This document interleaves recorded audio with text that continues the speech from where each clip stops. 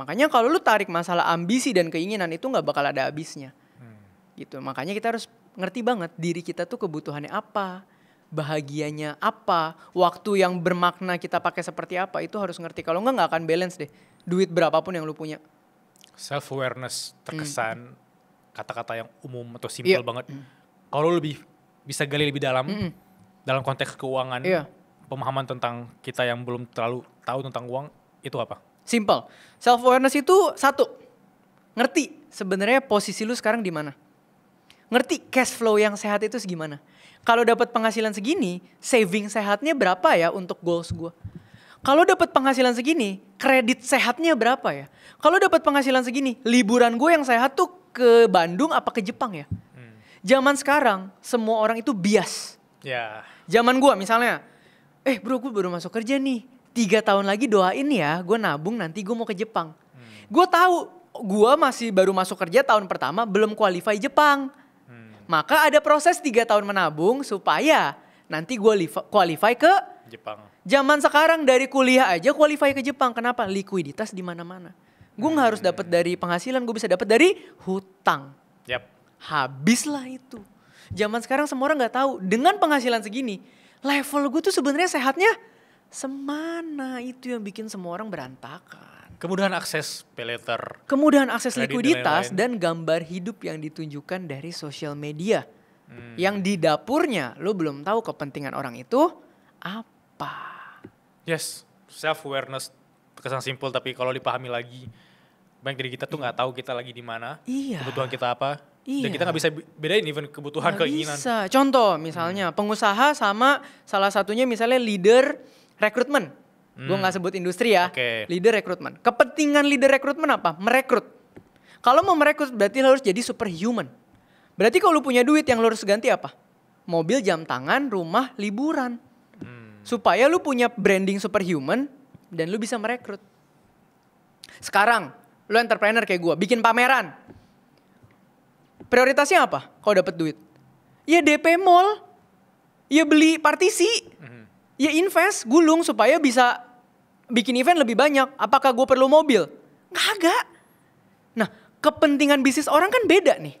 Tapi begitu masuk sosmed, orang yang nonton bisa bedain gak? Benar, nggak bisa. Di mata mereka rasanya yang di industri ini kok dewa sekali. Lah kagak, dia mah kagak usah bayar mall buat pameran, dia orang ganti mobil. Sama, penggunaan uangnya berbeda. Tapi begitu masuk sosmed, orang gak bisa bedain agenda orang apa, kepentingan bisnisnya apa. Semua orang cuma makan yang dilihat di depan mata.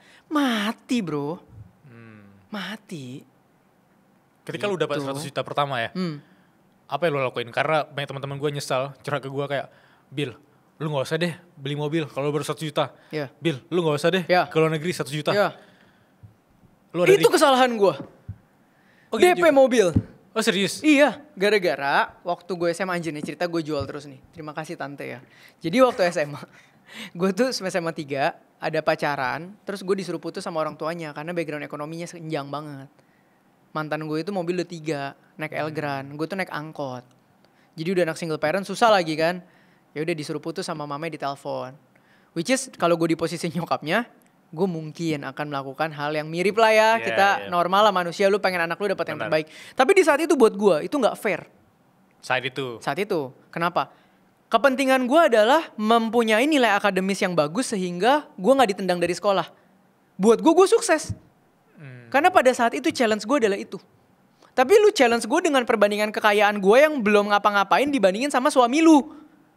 Yang udah mungkin 30 tahun bangun bisnis. Ya gak fair dong, gak apple to apple. Jadi yang gue dapat adalah pride gue tercoreng. Gue rasanya sedih, gue rasanya sebel, marah. Akhirnya karena kejadian gue diminta putus abis cewek gue itu, mantan gue itu anterin gue pulang naik mobil dia. Terngiang-ngiang lah. Wah gue kalau nanti punya duit gue harus punya mobil dulu. Biar one day kalau ketemu dia lagi gue udah nyetir mobil. Gitu. Akhirnya gue ambil mobil lah. Itu pun ambil mobilnya masih versi Theoderik. Balas dendam yang diukur. Gue masih ambilnya Brio RS bro.